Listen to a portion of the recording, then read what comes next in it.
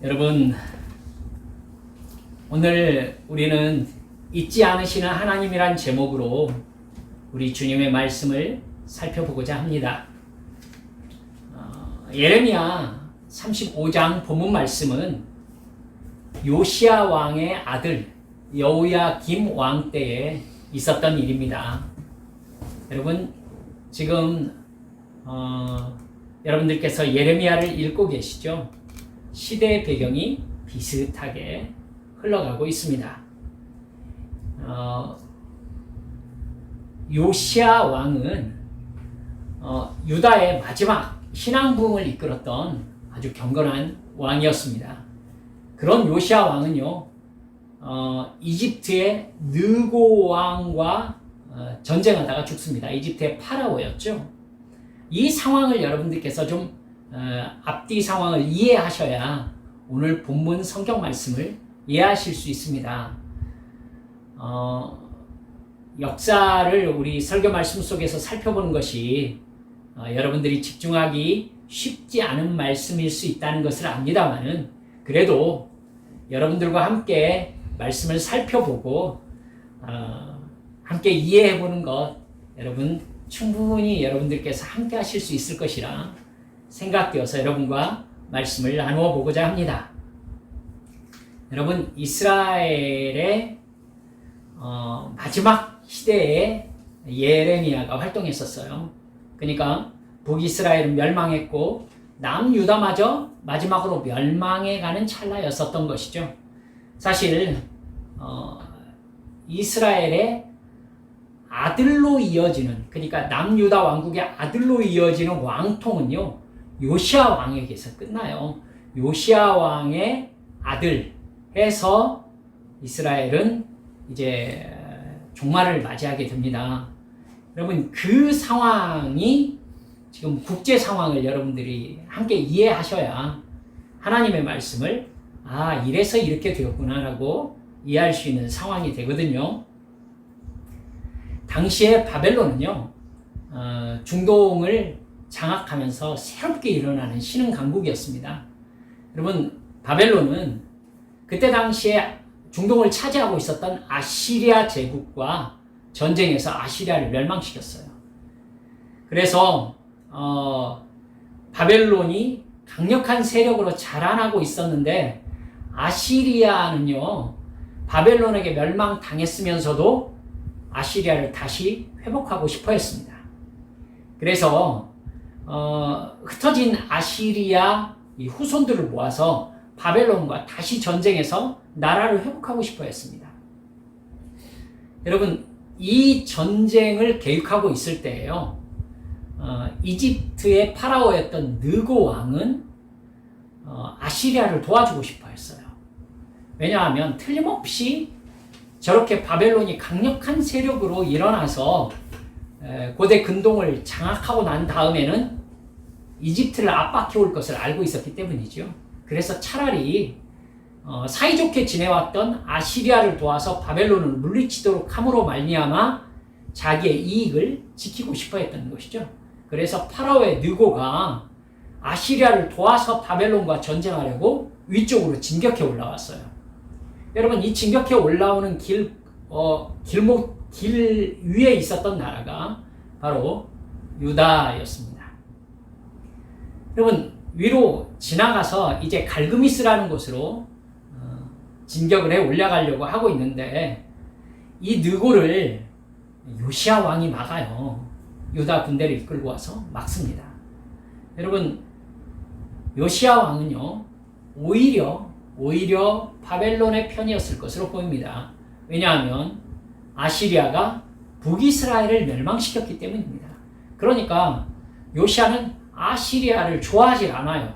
특별히 아시리아의 우상이 유다로 들어와가지고 유다를 망할 지경에 이르게 했거든요.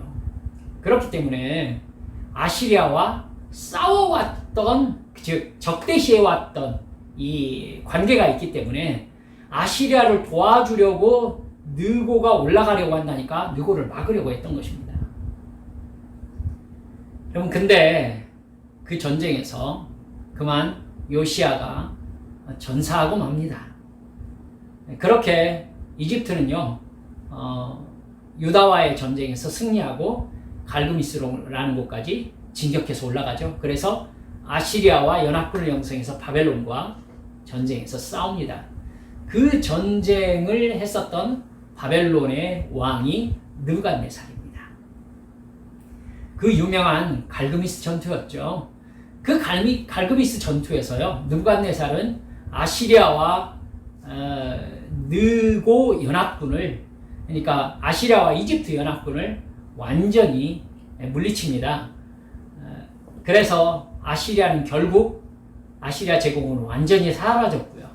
이집트는 허약한 나라가 되어서 아프리카에서 위로 나오지 못할 만큼 이런 나라의 국력이 쇠퇴하는 결과를 맞이하게 됩니다. 여러분, 이런 배경으로 해가지고 요시야 왕이 죽었으니까 유다는 요시야 왕의 아들이었던 여호아하스가 그 다음 왕이 됩니다. 여러분, 근데 이 요아스를 죽게 했던 느고가요, 다시 예루살렘으로 침입합니다. 그래서 여호아하스가 왕위에 오른 지 3달 만에 여호아스를 이집트로 잡아가 버려요. 그리고 엘리야김이라는 다른 요아스의 아들을 왕으로 세웁니다. 느고가 왜 그렇게 했겠어요?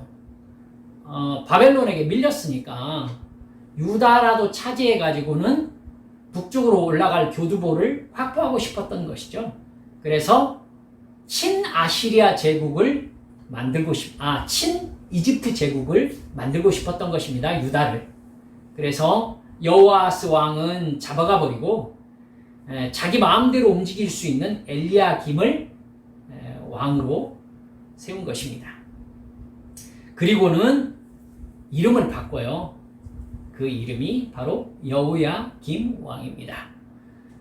친이집트 정권을 세운 것이죠. 그때 활동했던 선지자가 바로 예레미야였습니다. 여러분, 국제정세가 정말 복잡하고 긴급하게 돌아가고 있었잖아요. 그런데 여호야김 왕은요, 그 와중에도 우상을 섬기면서 하나님을 의지하지 않고 권력으로 백성들을 착취하면서 포악하게 나라를 다스렸습니다. 하나님을 섬기기는커녕 예레미야에게 하나님이 주셨던 말씀을 적은 책을, 여러분 예레미야 읽어보셨어요? 쫙 찢어가지고 한 장씩 한 장씩 불태웠던 사람이 바로 여호야김 왕이었습니다. 하나님을 모욕했던 사람이었던 것이죠. 여러분, 이런 상황이 계속되는 와중에 느부갓네살은요, 유다가 친이집트 정권이 세워졌다는 것을 알게 됩니다. 그래가지고 기회를 봐가지고 북쪽에서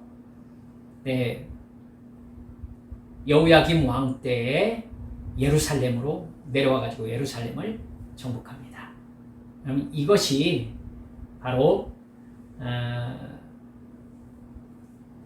609년에 있었던, BC 609년에 있었던 바벨론의 1차 유다 침입입니다. 그래서 바벨론 포로 생활이 시작되게 되죠. 여러분, 이때에 바벨론의 포로로 끌려갔던 사람들이 다니엘, 사드락, 메삭, 아벳느고, 여기에 예레미야도 포함되어 있었을 것으로 보입니다. 여러분, 느부갓네살은요, 성전의 물건들, 예루살렘 성전의 물건들을 모두 가져가서 바벨론의 신들의 보물창고에 넣어둡니다. 이 일로 유다는 이집트의 속국에서 어디로 바뀌었겠어요? 바벨론의 속국으로 이제 바뀌게 되는 것입니다. 그리고 이집트는 더 이상 아프리카에서 위로 올라오지 못하는 상황이 되는 것입니다. 결국 이렇게 바벨론 1차 침입이 일어나기 몇 년 전에 하나님께서 에레미야를 보내셔서 유다의 우상 숭배와 불순종과 폭력을 지적하시면서 회개하라고 말씀하셨던 것입니다. 하나님은 이미 뭘 생각하고 계시는 거예요? 네, 바벨론의 1차 침입을 생각하고 계시는 거예요. 이미 유다는 하나님을 섬기는 나라가 아니었습니다. 하나님은 이런 상황에서 오늘 본문에 보면은 갑자기 예레미야에게 레갑 가문의 사람들을 성전의 방으로 불러 모아서 포도주를 마시게 해라, 이렇게 예레미야에게 명령합니다. 참 뜬금없는 말이죠. 레갑 가문의 사람들을 성전 방으로 불러 모아서 그들에게 포도주를 마시게 해라. 예레미야는 뭐 별 수 없었죠.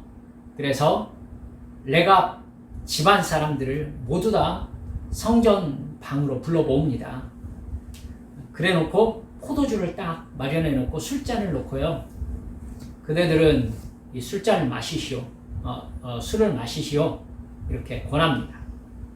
그러자 레갑 집안 사람들이 예레미야에게 대답한 말이 오늘 우리가 읽었던 본문 말씀인 겁니다.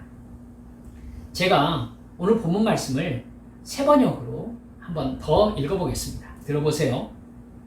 우리는 포도주를 마시지 않습니다. 우리의 조상 레갑의 아들 요나답께서 우리에게 분부하셨습니다.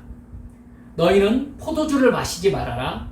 너희뿐만 아니라 너희 자손도 절대로 마셔서는 안 된다. 너희는 집도 짓지 말고 곡식에 씨도 뿌리지 말고 포도나무도 심지 말고 포도원도 소유하지 말아라. 너희는 언제까지나 장막에서만 살아라. 그래야 너희가 나그네로 사는 그 땅에서 오래오래 살게 될 것이다. 그래서 우리는 우리의 조상 레갑의 아들 요나답께서 우리에게 명령하신 모든 말씀에 순종하여 우리와 우리 아내와 우리 아들과 딸이 일평생 포도주를 마시지 않았습니다. 우리는 거처할 집도 짓지 않고 포도원이나 농토나 곡식의 씨도 소유하지 않았습니다.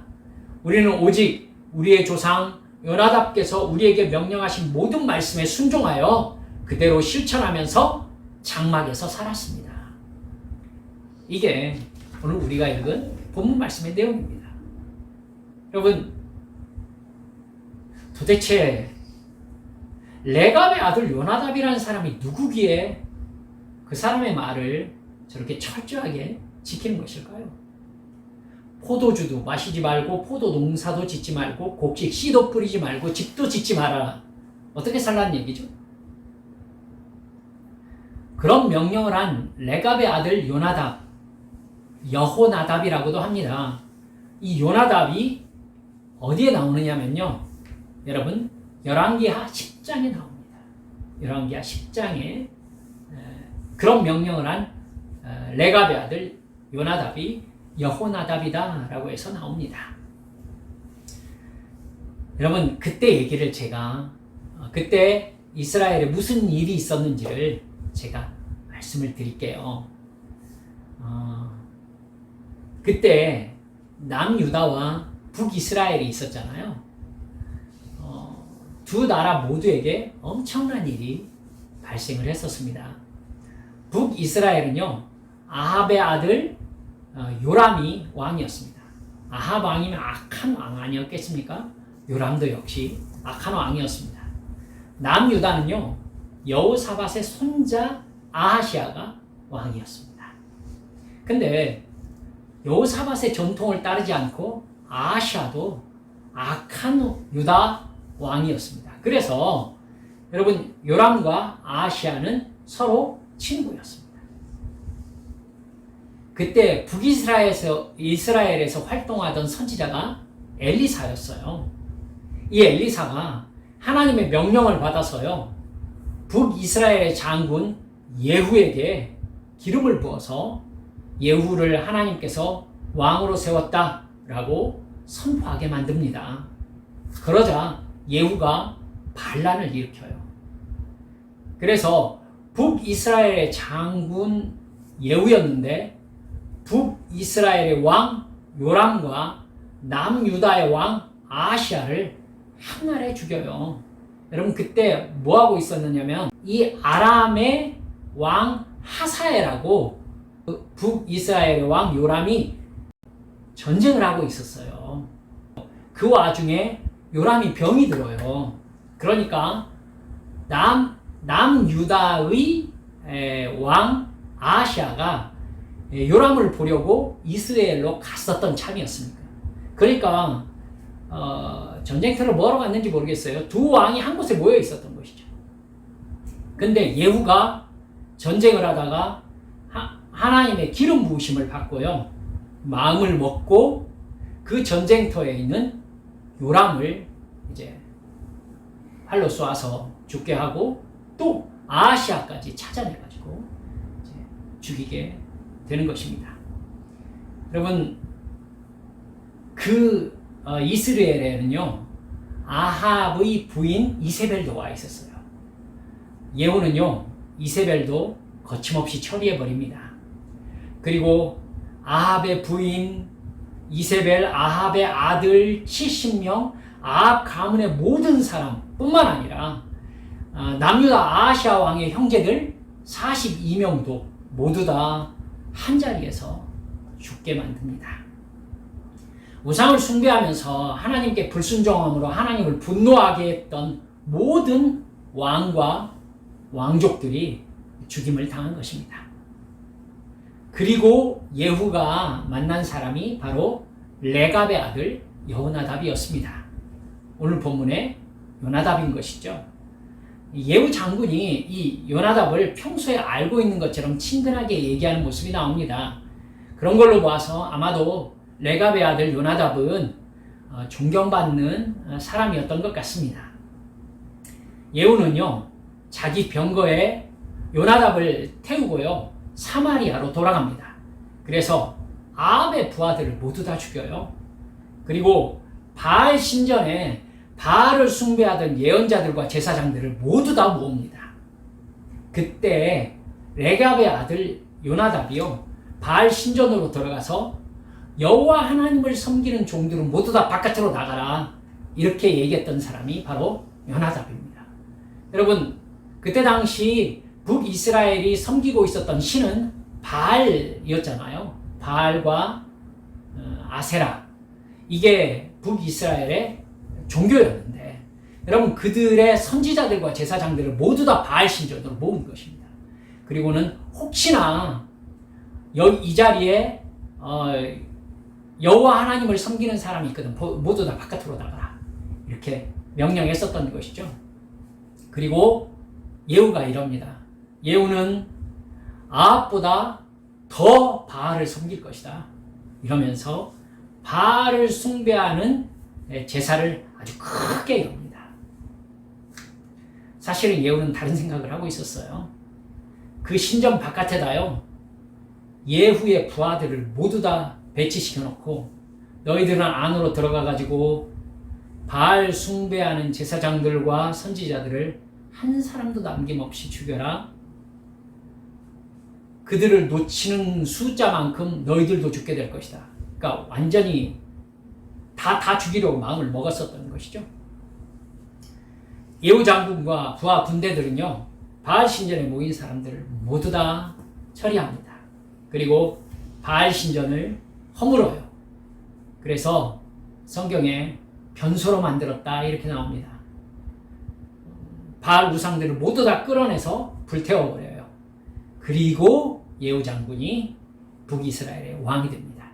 그 후로 4대 동안의 예후 왕조가 시작되게 되는 것입니다. 하나님이 참다 바알 숭배에 완전히 빠져든 남북 이스라엘의 왕들을 심판하신 것이었습니다. 그 도구로 사용된 사람이 바로 예후였던 것이죠. 여러분, 그 옆에서 예후가 하는 일을 보고 도왔던 사람이 바로 레갑의 아들 요나답이었던 것입니다. 여러분, 그는 처음부터 우상을 숭배했던 북이스라엘에 살던 사람이었지만은 아합과 그의 아들들로 이어지는 이런 왕조의 우상 숭배를 반대하면서 하나님을 섬기고 있었던 사람이었던 것 같아요. 바알과 이 우상 숭배가 북이스라엘을 망하게 할 것을 알고 있었던 사람이었던 거죠. 그는 예후와 함께 북이스라엘에서 바알 신앙을 씻어내는 일에 협력했었습니다. 하지만 여러분, 이게 문제예요. 예후가 그렇게 바알 우상과 바알을 섬기는 이 우상 제도를 북이스라엘에서 씻어냈으면 자기가 하나님을 섬겨야 될 거 아니겠습니까? 하나님께서 예후에게 그랬거든요. 네가 나의 심판의 도구로 사용되어서 바알 종교를 씻어냈으니 잘했다.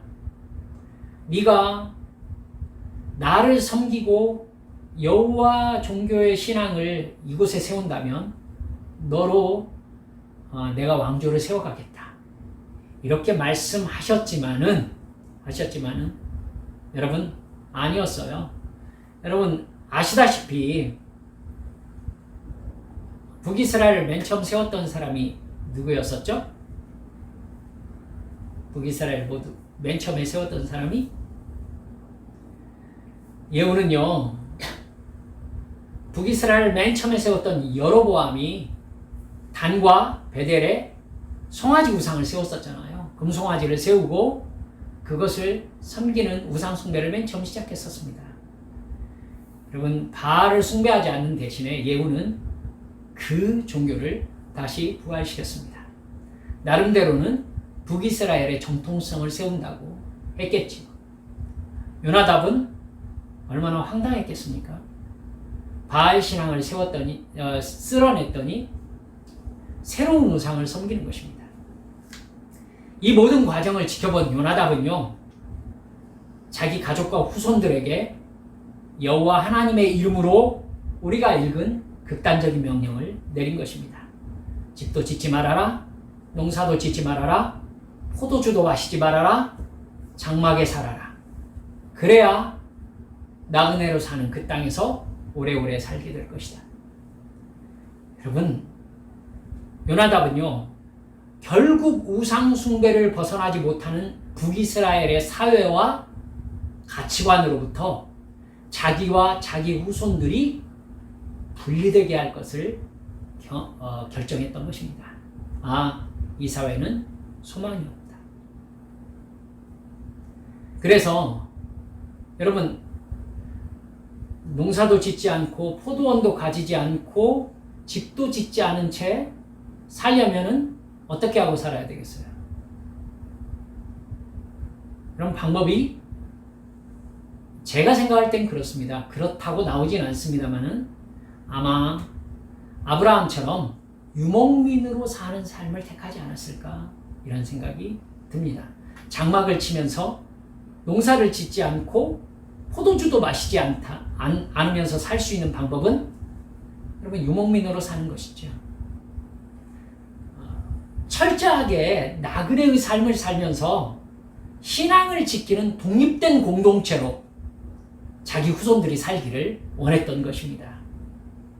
뭐와 비슷합니까?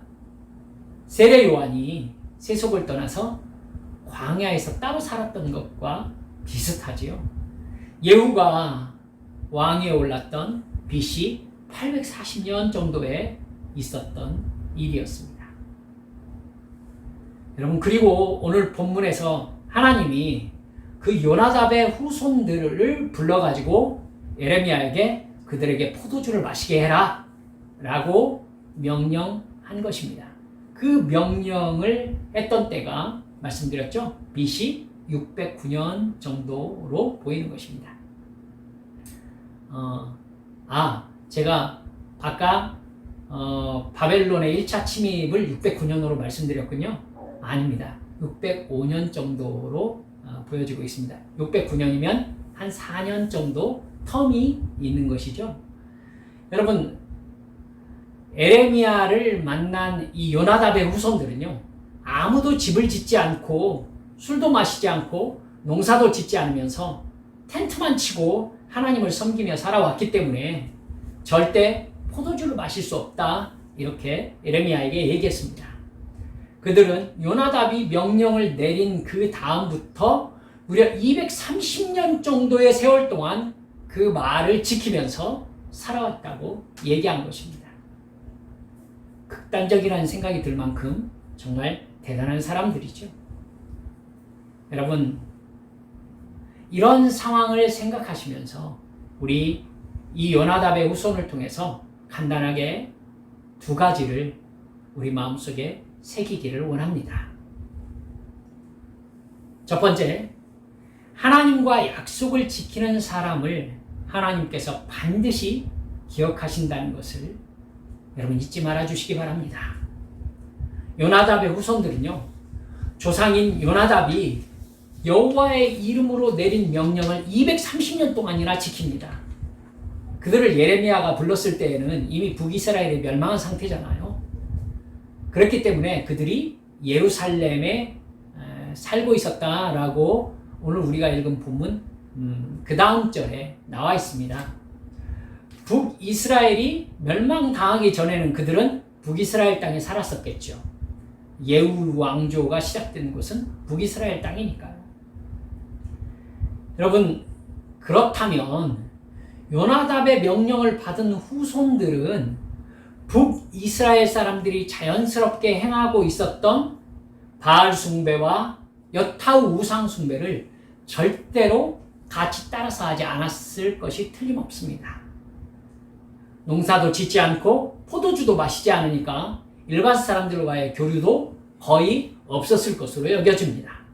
집도 짓지 않고 텐트를 치고 살았으니까 아마도 말씀드렸듯이 양을 치는 직업을 가졌을 것이라 싶은데요. 그렇다면 틀림없이 북이스라엘 사회에서 정말 분리된 관계를 가지지 않는 삶을 왕따처럼 살았을 가능성이 높아 보입니다. 사람들은 그 집안 사람들 이상한 사람들이라고 보았겠죠. 여러분 생각해 보세요. 그 요나답의 후손들은 그렇게 사는 것이 좋기만 했겠습니까? 여러분 무슨 대단한 업적을 쌓으라는 유언도 아니었고 보통 사람들이 그냥 어울려 살면서 하는 일을 하지 말라고 했던 것입니다. 근데 그 말을 지키려면은 정말로 불편하게 사는 삶을 각오해야 했죠. 버려야 되는 게 너무나 많은 삶이었던 것입니다. 그러니까 사실 하나님의 말씀에 순종하는데도 아무도 알아주지 않는 그런 삶을 살아야 할 수밖에 없었던 것입니다. 살기 힘들고 불편한 명령이었을 뿐이죠. 후손들 중에는 아버지, 우리가 왜 이렇게 살아야 됩니까? 이렇게 항의하는 사람 없었겠습니까? 근데 그들은 대대로 그 이유를 아들들에게 설명하면서 살았겠죠. 근데 놀랍게도 그의 모든 후손들이 230년 동안 그 명령대로 어기지 않고 살았다는 것입니다. 집을 짓지 않고 농사도 짓지 않고 포도나무도 가꾸지 않고 포도주도 마시지 않은 채 장막에 살면서 떠돌아다녔던 것입니다. 여러분, 아무도 알아주지 않는 그들의 삶을 바로 하나님께서 알아주셨습니다. 선지자 예레미야가 그 집안의 모든 사람들을 불러 모으고 황당하게도 술을 마시게 하라고 했지만 그들은 모두 단호하게 거절했습니다. 그러자 하나님께서 예레미야에게 말씀하십니다. 우리가 읽은 본문 말씀 그 뒤편에 계속 이어지는 말씀이거든요. 레갑의 아들 요나답이 자손에게 포도주를 마시지 말라고 한 명령은 오늘날까지 엄수되고 있다. 그러나 유다와 예루살렘은 내가 선지자들을 거듭 보내면서 우상 숭배를 회개하고 악한 길에서 돌이키라고 말했지만 말을 듣지 않았다. 그러므로 내가 유다와 예루살렘의 모든 주민에게 예고한 모든 재앙을 그대로 내리겠다. 여러분, 그 후로 4년 후에 느부갓네살이 예루살렘으로 침범해 들어와가지고 모두 포로로 잡아가고 예루살렘의 멸망이 시작되었다는 것을 여러분 기억해야 됩니다. 요나답의 후손들이 하나님과 요나답이 약속한 것을 지금까지 지키고 있다는 것을 하나님은 절대로 잊어버리지 않으셨습니다. 심지어 그들의 충성을 예로 들어서 유다와 예루살렘의 불충성을 드러내셨습니다. 여러분, 히브리서 11장 7절 말씀을 보면은요, 노아가 하나님의 말씀에 순종함으로 방주를 준비해서 가족들을 구원했다고 말씀합니다. 그러면서 중요하게 하는 말씀이 있는데요. 노아가 그 행동으로 세상을 정죄하는 사람이 되었다. 이렇게 말씀합니다. 노아가 하나님의 말씀에 순종함으로 어떤 사람이 되었다고요? 세상을 정죄하는 사람이 되었다는 것입니다. 즉, 노아의 행동이 기준이 되어서 세상이 얼마나 죄에 빠졌는지를 드러냈다는 뜻입니다. 여러분, 깨끗하고 정결한 사람이 옆에 있으면 더러운 사람이 그대로 드러나겠죠. 비교치가 생기니까요. 여러분, 이게 우리 기독교인들이 이 세상에서 감당하는 사명이라는 것을 잊지 말아 주시기 바랍니다. 우리가 예수님을 믿어서 성령 충만함을 받으면 우리의 죄 씻음을 받습니다. 여러분, 죄 씻음을 받는다는 것 무슨 뜻입니까? 우리가 죄를 더럽게 생각하기 시작한다는 것입니다. 더러운 줄 알아야 씻어내죠. 그죠? 내가 죄 씻음을 받았다라고 인식한다는 것은 죄를 더럽게 깨달았다는 의미잖아요. 그렇죠? 그렇기 때문에 예수를 믿는 사람, 죄 씻음을 받은 사람은요, 죄를 더럽게 생각하면서 거룩하고 정결한 사람이 되는 것입니다. 따라서 예수님께서 요한복음 14장에 말씀하셨듯이 죄에 대하여, 의에 대하여, 심판에 대하여 가장 민감한 사람들이 되는 것입니다. 그러니까 세상 사람들이 아무렇지도 않게 넘어가는 것들을 우리는 절대로 그냥 넘어갈 수가 없는 것이죠. 세상 사람들이 우리를 보면서 왜 저렇게 살지? 꼭 저렇게까지 해야 되나? 저러면 무슨 재미로 살까? 이러면서 조롱할 수도 있겠죠. 참 재미없어요. 집사님 만나면은 뭔 재미로 세상 사나 싶어요. 이렇게 말할 수 있겠죠. 하지만 여러분, 분명한 것은요, 거짓말과 사기와 간음과 횡령 같은 일이 일어나면요, 그 사람의 깨끗함이 비로소 빛을 발한다는 것입니다.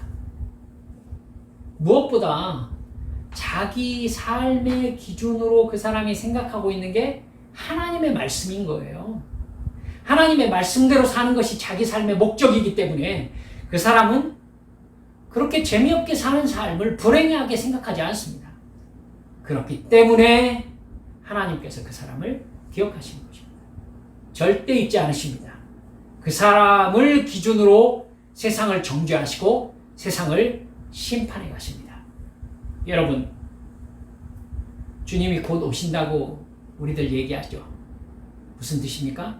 주님께서 심판주로 재림하실 날이 가까웠다는 뜻입니다.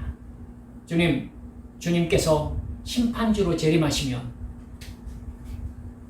그러면 틀림없이 주님 앞에 누가 드러나야 되느냐면은 말씀에 순종하며 거룩하고 정결한 삶을 살았던 성령 충만한 사람이 비로소 모습을 드러냅니다. 여러분 아시잖아요. 우리들 다이아몬드 우리가 이게 진짜 다이아몬드인지 구분이 가능합니까? 모릅니다. 하지만 캄캄한 곳에서요, 빛이 다이아몬드에 쫙 비치면은 이게 탁 빛나면서 이게 다이아몬드였구나 라고 정체를 드러내듯이, 사랑하는 여러분들이요, 우리 믿음의 사람들, 우리 성령 충만해서 하나님의 말씀대로 살면서 세상 사람들이 보기에 세상 재미없게 사는 사람들, 자기들끼리 좋아하고 자기들끼리 웃으면서 살았던 저 사람들이 어떤 사람들이었는지를 주님께서 이 세상을 심판하시려고 재림하셨을 때에 그 사람들이 빛을 내면서 정체가 드러난다는 것을 믿으시기 바랍니다. 여러분, 이 모습이 바로 우리 기독교인들의 모습인 것입니다. 그 나라를 바라보며 그 나라를 사모하며 우리가 이 세상에 살아가는 것입니다. 여러분, 우리는 이 세상의 즐거움을 누리기 위해서 살지 않아요. 주님께서 빛을 비추실 때 이게 정결한 삶이고 이게 거룩한 삶이었구나라고 쫙 드러나는 그 순간을 놓고 우리는 그 나라를 바라보며 살아가는 것입니다. 여러분, 절대 잊지 맙시다. 우리가 지금 세상 즐거움, 세상 자랑 다 멀리하고 우리 하나님의 말씀대로 살아가는 우리의 삶, 여러분 하나님께서 반드시 기억하고 계십니다. 그리고 그 어느 날 우리에게 하나님의 빛을 비추면서 이것이 바로 거룩이고 정결이다. 그렇지 못하기 때문에 내가 심판을 이 세상에 시행하겠다. 여러분, 이렇게 노아처럼 하나님께서 우리를 기준으로 세상을 정죄하는 의로운 사람으로 사시기를 주 예수님의 이름으로 축원합니다. 두 번째, 하나님을 하나님으로 섬기고 산 사람들에게는 하나님께서 반드시 하나님이 사랑하시는 증거를 보여주신다는 것입니다. 하나님은 요나답의 후손들에게 이렇게 말씀하십니다. 18절, 19절 말씀입니다. 나 만군의 여호와 이스라엘의 하나님이 말한다. 너희는 조상 요나답의 명령에 순종하고 그의 모든 교훈을 엄수하고 그가 너희에게 명령한 모든 것을 그대로 실천하였다. 그러므로 나 만군의 주 이스라엘의 하나님이 말한다. 레갑의 아들 요나답의 자손 가운데에서 나를 섬길 사람이 영원히 끊어지지 않을 것이다. 하나님은 그렇게 오랫동안 아무도 알아주지 않는 약속을 끝까지 지킨 요나답의 자손 중에서 하나님을 섬기는 사람이 끊어지지 않을 것이다. 이렇게 축복해 주십니다. 하나님을 섬기는 사람이 누구겠습니까? 하나님의 뜻을 선포하는 선지자거나 하나님의 율법을 가르치는 선생님이거나 성전을 섬기는 사람으로 하나님이 특별히 선택하여 세운 사람이라는 뜻입니다. 여러분, 그 밖에도요, 나를 섬기는 자라고 하나님의 말씀하신 여기에 포함되어있는 사역이 참 많습니다. 여러분, 하나님의 특별한 사명을 받아서 하나님의 존재와 사랑과 능력을 세상에 증거하는 사람들로 레갑의 아들 요나답의 후손들을 사용하시겠다는 것입니다. 여러분, 그 사람들이 먼저 하나님의 존재와 사랑과 능력을 체험할 거 아니겠습니까? 우리도 그렇습니다. 세상의 죄에서 빠져나와 세상으로부터 분리되어 거룩의 은이 카도시, 구분되다, 분리되다. 여러분, 세상의 죄악으로부터 분리되어서 하나님께 늘 기도하며 예수님께 나의 대속의 죽음과 부활에 늘 감사하며 성령의 감동하심에 늘 순종하며 사는 사람들에게는 하나님이 주신 평안이 넘칩니다. 주님께서 그 사람의 필요를 채워주십니다. 하나님께서 만남의 복을 주십니다. 사랑하는 여러분들, 지금까지 살아보니까 아시겠죠? 사람을 만난다는 것이 우리 인생에서 얼마나 중요한 일이라는 것. 하나님을 그렇게 섬기는 사람들, 하나님과의 약속을 지키는 사람들에게 하나님께서는 만남의 복을 주시겠다고 약속하셨습니다. 여러분, 하나님께 예배하고 이웃에게 복음을 전하는 하나님의 사명자로 우리를 사용하셔서 하나님의 존재와 사랑과 능력을 세상에 증거하게 하시겠다는 것입니다. 여러분, 이것보다 행복한 일이 어디 있겠습니까? 우리가 먼저 하나님의 존재와 사랑과 능력을 경험하고 이웃에게 그 은혜를 전하는 복과 하나님의 은혜를 먼저 체험하는 복의 근원이 되는 것입니다. 말씀을 맺습니다. 한번 점검해 봅시다. 우리가 예수님을 믿고 사랑하기 때문에 레갑의 아들 요나답의 후손처럼 절대로 하지 않는 것이 있습니까? 예수님을 사랑하기 때문에 내가 절대로 하지 않는 게 무엇입니까? 예수님을 사랑하기 때문에 반대로 반드시 하는 것이 무엇입니까? 여러분, 결혼을 생각하면 됩니다. 많은 이성과 사귈 수 있는 자유를 포기하는 게 결혼이죠. 오직 한 사람의 이성과만 사랑의 관계를 맺겠다는 약속이 결혼의 약속입니다. 즉, 결혼했기 때문에 반드시 하는 일이 생기고 결혼했기 때문에 하지 않는 일이 생기는 것입니다.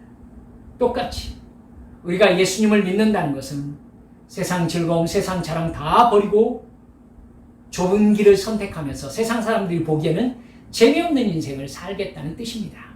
세상 사람들의 사귐과 분리되어서 거룩한 삶을 살겠다는 뜻입니다. 예수님 때문에 반드시 하는 일과 절대로 하지 않는 일이 생긴다는 뜻입니다. 이게 거룩한 삶, 정결한 삶이죠. 우리 사랑하는 한빛 성도들이여, 연합의 후손들처럼 이렇게 믿음의 약속, 하나님과의 사랑의 언약을 끝까지 지키며 사는 우리들을 주님께서 반드시 기억하시고 영원한 천국으로 인도하실 줄 믿으시면서 정결함과 거룩한 삶을 사시기를 주 예수님의 이름으로 축원합니다.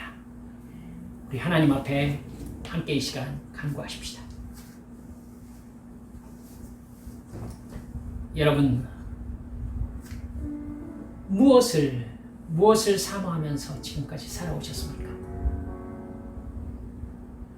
이 시간 주님 앞에 기도할 때 주여, 이런 정결한 삶, 성결한 삶, 거룩한 삶, 우리 하나님 앞에 영광 돌려드리는 세상 사람들의 즐거움과 다른 평안, 세상 사람들의 재미와 다른 영적인 행복을 누릴 수 있는 정말 복된 내 삶이 되도록 주여, 나를 거룩하게 하여 주옵소서.